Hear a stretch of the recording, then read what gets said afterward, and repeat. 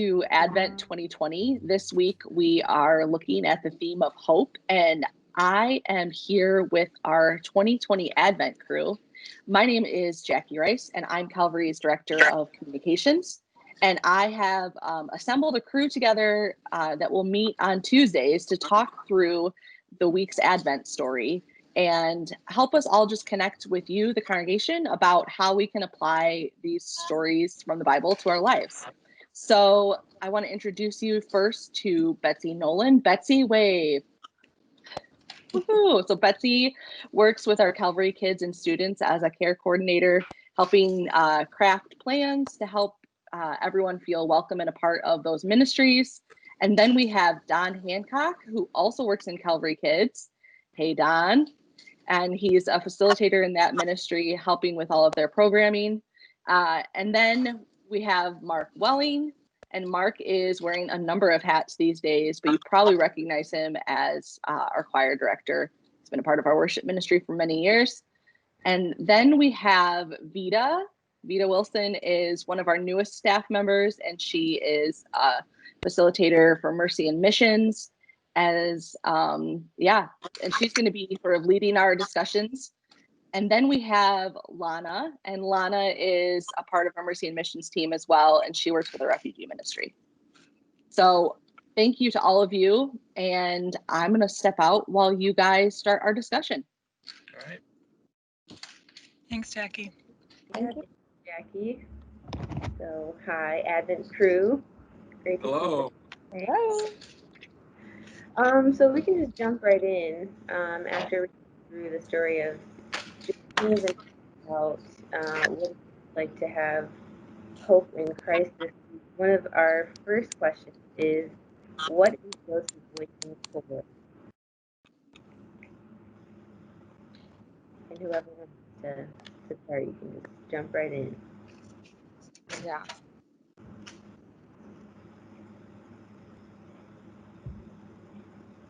Well, I assume mostly that Joseph was waiting for something to happen. I mean, he had those dreams. He had ideas, I think, for what he thought his path was going to be. And of course, it didn't go that way. So I think all along, each step of the way, he's thinking, when is this going to happen? So he's waiting for the next thing to happen. And it always seems to be something opposite of what he thinks it should be. Mhm.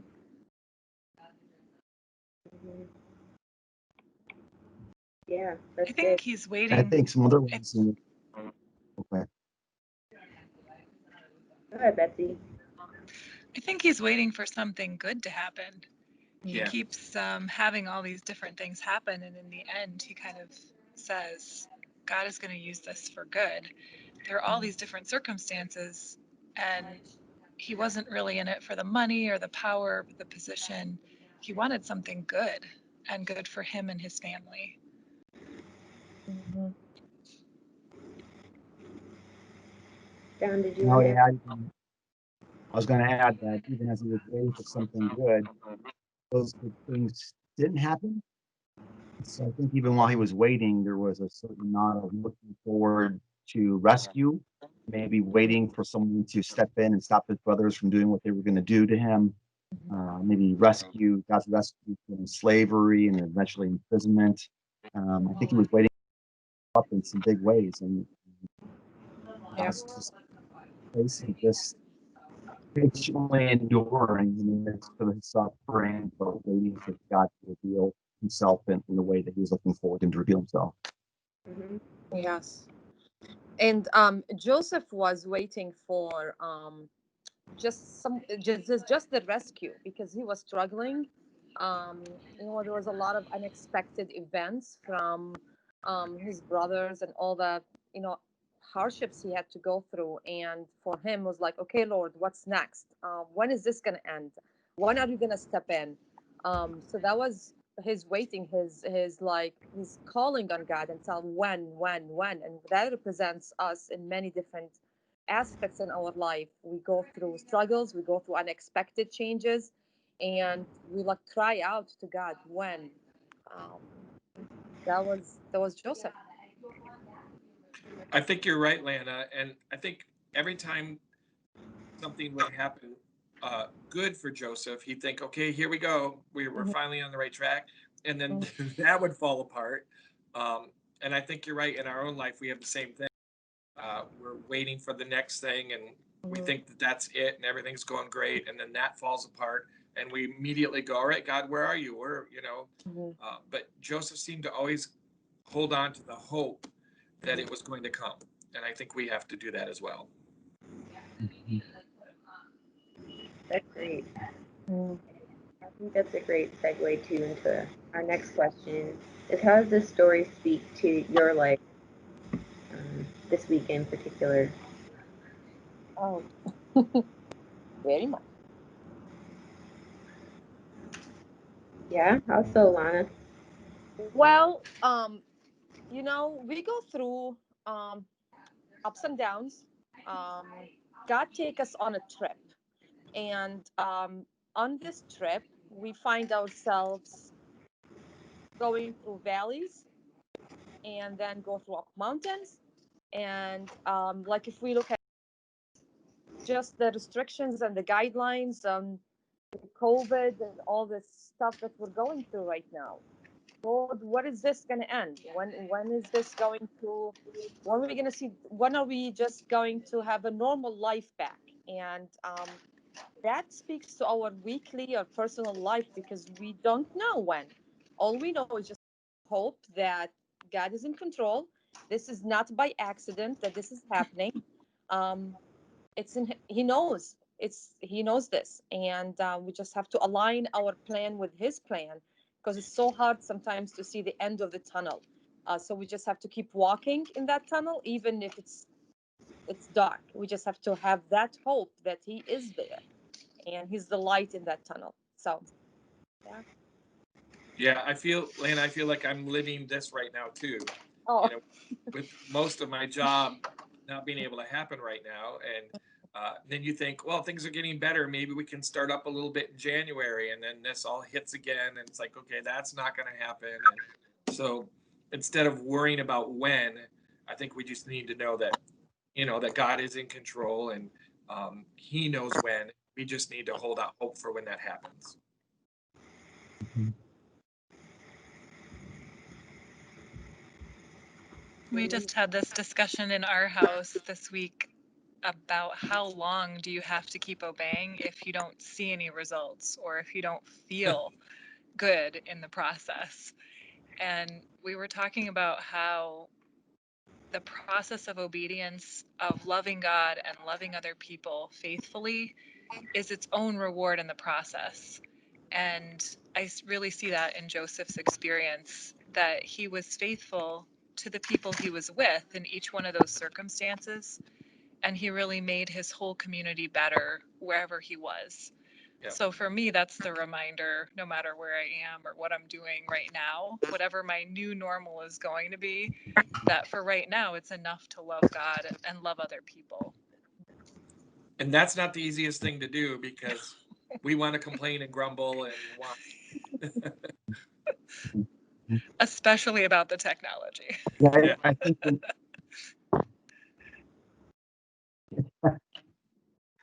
I think for me personally, having just come through a season where we saw my father battle cancer and then pass away, there were a lot of things that we thought could have been different in terms of how he was cared for medically through the professionals, doctors, and things of that nature. And so I think for us, it was understanding that God had something bigger at work beyond us that we fully could comprehend or understand. But Joseph's example was showing mercy and grace and forgiveness to his brothers who had been unjust toward him.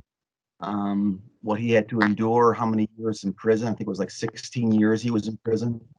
I mean, what we experienced, what my father went through, is really so small in comparison that in reality it was still very big to us. But understanding that God extends his forgiveness toward us, grace toward us, mercy toward us, and that's the example that he wants us to live out in this life, even when things don't make sense. And so that was one of the things that I kind of took away from this, um, and as well the whole part of patience. Joseph was a man of patience, patience, waiting for God to show the answer. And I feel like that's calling us to, and even in the situation with my family and my parents. And so just leaning into God as Joseph has leaned into God. These are some of the things that really made sense to me after hearing the story. Yeah.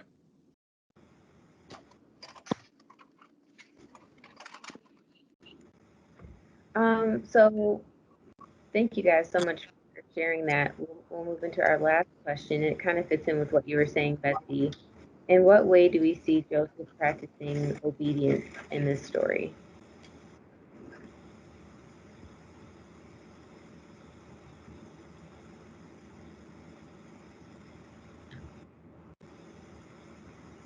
Well, I think Betsy hit it right on the head. I mean, Mhm.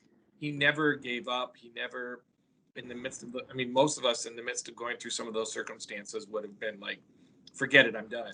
Mhm. But Joseph always hung in there. And even when he got to like the next thing, which he thought, well, here we go, this is it, and that falls apart. I mean, maybe he had those days, but he never gave up.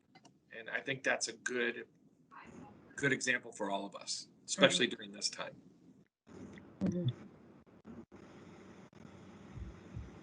You know, And I just wondered. yeah, go ahead, Oh, Don. but No, go ahead. I was going to say, there's a part of me that wonders too. When God moved him into that position of leadership in Egypt, if he was thinking in the back of his mind, God, is this really it? Is this the plan? It Yeah. probably wasn't what he was thinking was going to be the plan, but even though God put him in that position, he led well. It was a place of authority, and he didn't compromise his belief and pursuit of God in the midst of it. And out of it, God rewarded with being able to extend that grace and mercy and forgiveness to his brothers, and eventually not only saved Egypt from drought, but also saved his family and Israel from that same terrible drought too. So those are some of the things I just saw him just practically obeying, even in the uncertainties of knowing, was your plan, God? But of course, in the end, he knew it was. Yeah. And that was a good example, Don, of I mean, he could have had revenge against his brothers and his family. I mean, that would have been very easy after what they put him through, and yet he was so kind and forgiving to them. That is another good example for all of us. Mhm. For me, what spoke really loud is the forgiveness part, because it's not easy to forgive, especially when it comes from, the hurt. He's been hurt, and instead of being grudgy or mad, he took his brothers in and he fed them and he welcomed them.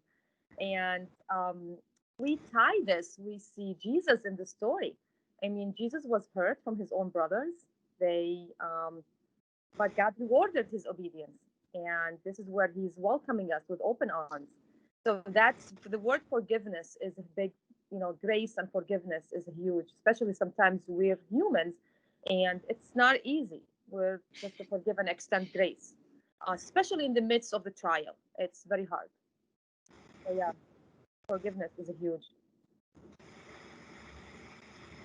When I look at how he served each community he was a part of, there's some things that are the same, but the way he practiced his obedience was kind of just by acknowledging that God was always there.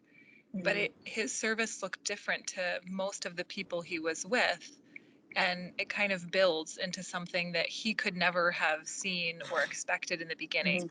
And each one of those small and faithful steps of just continuing to share however God had gifted him in that moment. I think for myself right now, that practice of obedience, it looks different than it did a year ago. It looks different than it looked 5 years ago. I'm still practicing forgiveness and loving other people, and it just and being forgiven as well. And what does that mean right now? And so to watch him practice that faith and obedience in each unique way, each unique time, we never have to stop or give up practicing, but it's okay if it looks different, and it's okay if we find that we're going to have to move into practicing something new or something different. And that for me is a challenge. I don't necessarily like a lot of change. So it's good to recognize that he didn't like it either. And that is part of the faith process, is just growing us into these people who are capable of forgiving in the end. That's not something we could start out with. Yeah. And it's really neat how much hope fuels all those different things. How it fuels your ability to forgive, or the ability to obey, and to wait, because you know that there's something on the other side that will bring purpose and meaning to it, I think. So yeah, does anybody have any last thoughts you want to share? I think that brings us back to hope. Mhm. How could we have hope if we are not forgiven ourselves? And I don't often realize that forgiveness is something and obedience is something that's really bringing me hope, but it really is. It's where my hope is. And I don't know if this is a stretch or, I figure out how to tie this story into the season we're in now, but this Joseph reminds me of Joseph and Mary, and how Joseph was also obedient. I mean, to find out that the woman you're going to marry is pregnant, and yet to still follow through with everything and be obedient unto that. There's a lot of hope in that as well. So it kind of ties the two together. Mm-hmm. And hope in the Bible is a definite word. I learned this at Bible study a couple of weeks ago, that the word hope, it's definite. We have hope in Jesus. It's not something that, oh, it may happen or may not happen. No, it is. God gives us hope, and that hope is something that takes us through the tunnel, the hardships, the valleys, because we know it's going to end. We have hope in Jesus, and that's huge.